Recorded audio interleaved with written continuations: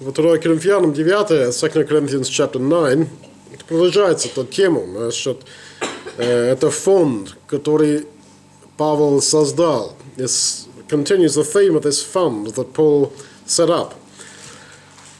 И я объяснил, что он пробовал как-то собрать деньги из язычников, в смысле христианин, крещенный, язычников, для этих еврейских братьев в Иерусалиме. So he was trying to get the Gentile converts to give money for the Jewish converts in Israel, in Jerusalem. Потому что там был голод, because there was a famine there. И система храма им не помог, не спонсировал дальше, потому что они отошли из иудаизма. And the temple system was not helping, of course, those who had left that system, those who had left Judaism. И чтобы ободрить другими, спонсировать, дать денег, он хвастался о том, что вот тех в Коринфе даже год тому назад уже согласились поддерживать наш фонд. And he'd been going around boasting to, or encouraging others to give, to be generous, because he said, even a year ago, the people in Corinth have agreed to gather money for this fund. В 2 стихе он сказал, что я хвалюсь с вами пред Македониями, что Ахая приготовлена еще с прошедшего года. Ахая – это область, где находился Коринф. Now, Achaia, in verse 2, this is the region where Corinth was. Итак, Ахая значит, по-моему, и Коринф, и церкви возле Коринфа. So I think Achaia here refers to Corinth and the ecclesias immediately around Corinth. И ревность ваша поощрила многих, ободрил многих, и тоже. It says, and your generosity encouraged many others. То есть, духовности частично происходит от того, что других людей дают нам пример, который ободряет нам. And so spirituality, and including here generosity, to some degree is encouraged by the good example of others. Опять мы видим важность общения. So again, you see the importance of fellowship. Поскольку мы видим пример другого брата, сестра, это, в своем очереди, нам и тоже ободряется. So, insofar as you see the example of another brother or sister, this encourages you. Так он сказал, что ваш пример в том, что вы согласились собрать денег, это ободрил тех из Македонии то же самое делать. А если вы фактически сейчас не будете дать то, что обещано, это как-то очень плохо.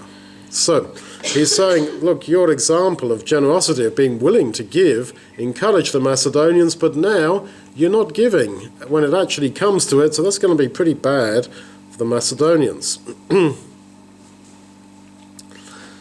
Поэтому в 3 стихе, verse 3, «Братьев же послал я для того, чтобы похвала моя у вас не оказалась тщетной, в всем случае, но чтобы вы, как я говорил, были приготовлены».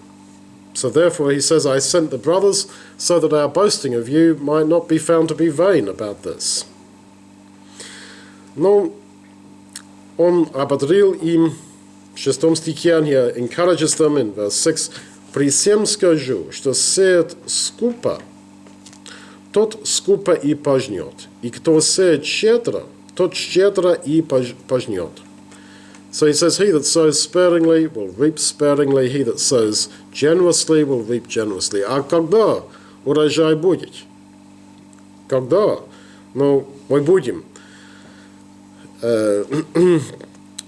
Пожнет тогда. So when is the harvest? When are we going to reap?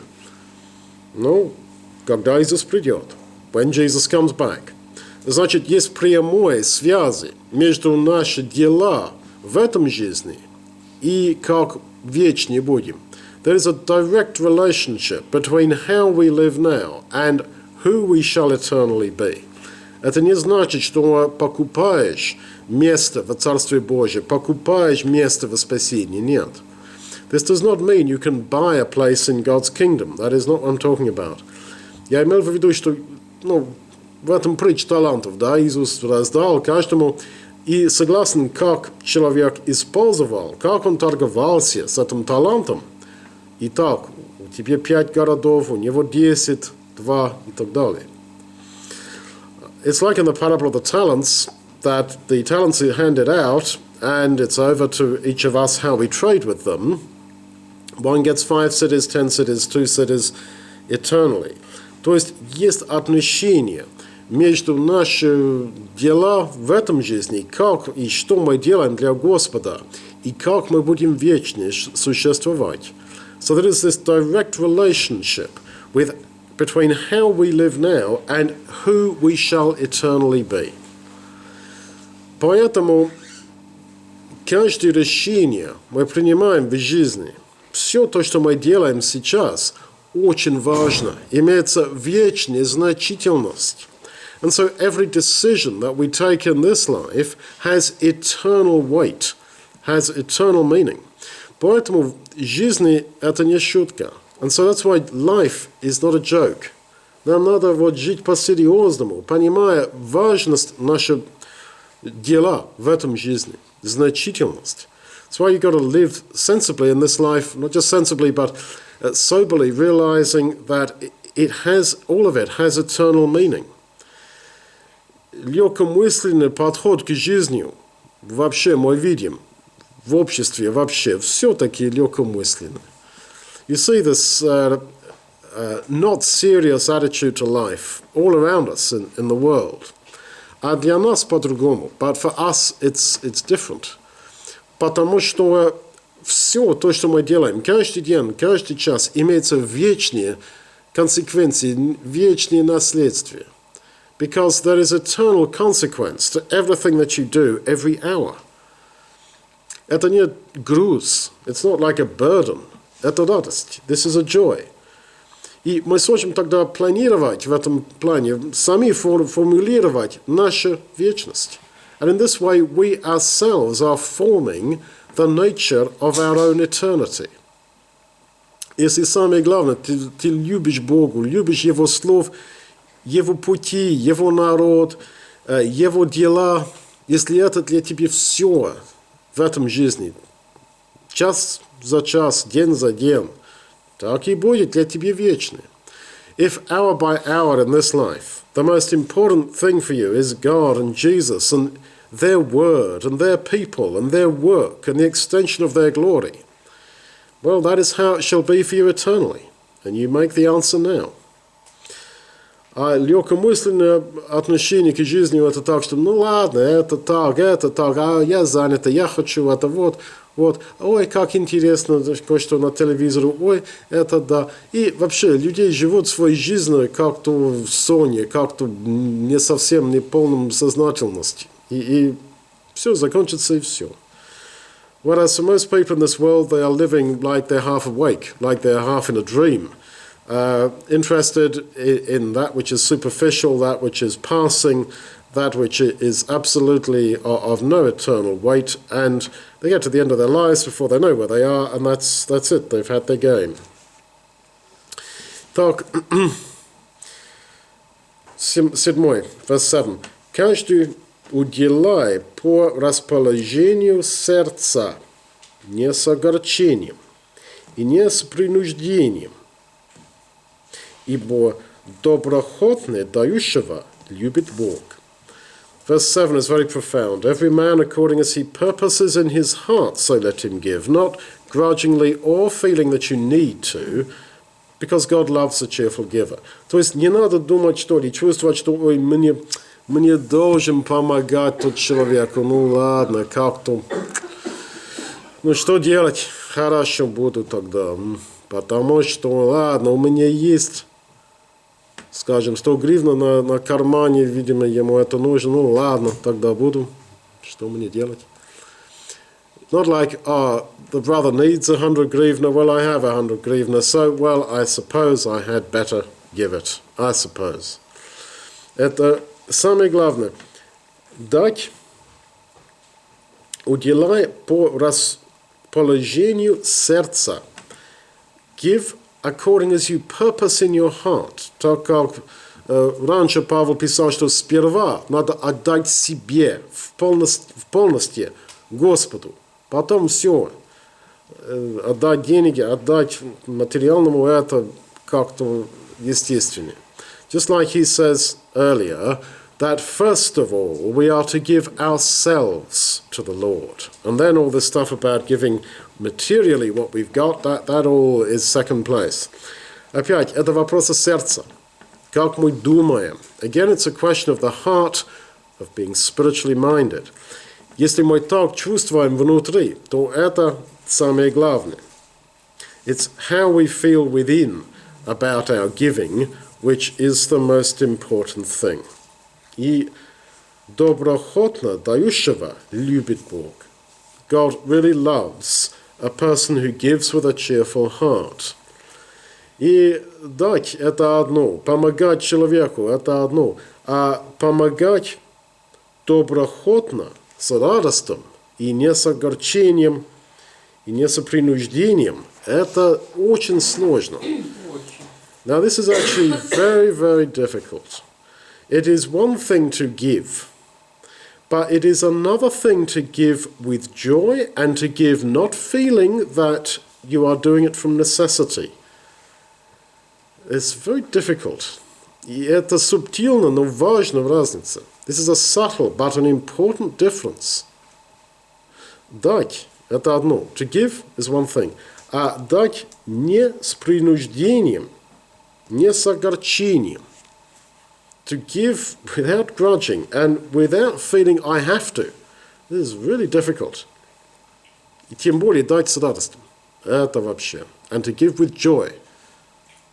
Что да, это было моя, это сейчас твое. Как это? To think, that this used to be mine, but now it's yours. Yay. Let's rejoice how happy I am. It's very difficult. Это очень сложно. It's very, very difficult. Для меня это один из самых сложных моментов в жизни. Так дать. For me, this is one of the most difficult things to do in the Christian life. Ну, в Риге, например, раздаем суп, да, бомжей. Еду, одежды. So there in Riga, every day, pretty well, when I'm there, I'm giving out soup, clothes, help to people. Делаю ли я это с таким радостью? Do I do it with joy? По-честному, я думаю, ты алкаш. Ты не работаешь. Я работал, ты не работаешь. Ну ладно. Хорошо. Да, ну перейти тогда. Или, ну ладно, есть такие бабушки, которые мне честно как-то сожалею, да, что им в таком положении. Но это очень сложно. Очень сложно. Ну почему не работаете? Почему? Вот, вы выпиваете.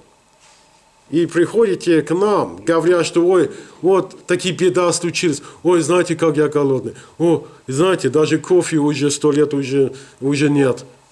Ну да, 100 грамм есть, а кофе уже нет. Все равно жалко человека. И ладно, мне придется дать тебе кофе. Да, а сахар есть?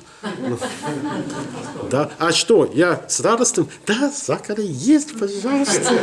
Я не могу.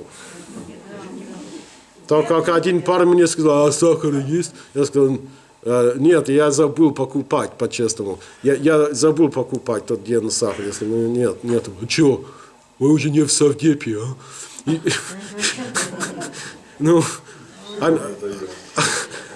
И как это дать тот человеку свой кофе, который жалуется, что мы уже не в совдепе, а? Как-то с таким радостным, как Павел сказал, не с принуждением, не с огорчением. Это очень сложно. Но это, наверное, знак духовной зрелости. I'm talking, David, about giving out food and clothing and coffee to the homeless, which we do a lot of. And I'm saying how difficult that verse is to to do this without grudging, without necessity, and with cheerfulness. So this was mine, but now I give it to you. When I can't stop myself thinking, but you're an alcoholic. I can't stop myself thinking, why don't you get a job? I can't stop myself thinking, why do you expect it? Why do you think I owe you a coffee? Why do you think I should give you coffee with sugar? And to do this with joy, I find so difficult. I find very, very difficult. Ну, 8. Это все, каждый стих сложно. Для нас не понять, это понятно. Это очень понятно. Но как-то это жить согласно, это очень сложно. You know, these verses, verse by verse here, this is no great feat of exposition. It's quite clear what each verse is saying, but these verses are very, very difficult to live by. В 8 стихе. «Бог же силен обогатит вас всякою благодатью, чтобы вы всегда и во всем, имея всякое довольство, были богаты на всякие добрые дела». God is able to make all grace or gift abound toward you, so that you have sufficiency in all things, so that you can do every good work. Если наша мотивация в том, что я хочу делать всякие добрые дела, то Бог будет тебе как-то обеспечивать, чтобы ты сможешь это делать, если это твоя мотивация. If really your motivation in life is so that you can do God's work and give out to others, then He will somehow enable you to do it. Но мы все как-то, сомневаемся. But we all sort of doubt that. Могу ли я? Нет, я не могу рисковать, не буду рисковать, это нет. И мы придумаем всякие возможные будущее, если я буду так и так делать. And we all start to think of all sorts of possible futures that might happen if I am this generous, if I give this or if I give that. Я в том числе. I included. И эти стихов, как я сказал, говорят то, что говорят. И толкование, интерпретации в этом плане не надо, потому что слов за слов это понятно. Но жить согласно. Это призыв. So interpretation really of these words is, I think, unnecessary, because word for word they mean what they say, and they stand there to challenge us. And it's not a challenge to interpret them, it's just a challenge to accept them and to live by them. Ну, у вас комментарии есть?